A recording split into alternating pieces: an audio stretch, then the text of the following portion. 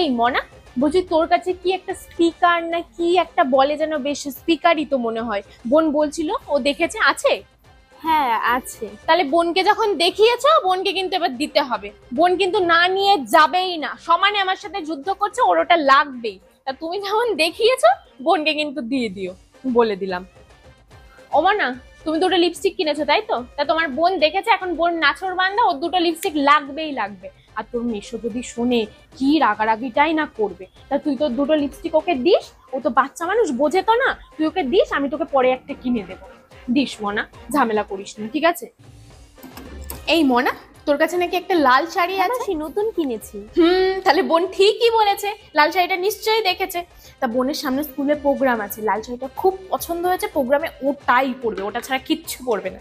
তা শাড়িটা this, programme শেষ হয়ে গেলে আমি তোকে আবার দিয়ে যাবো, ঠিক আছে?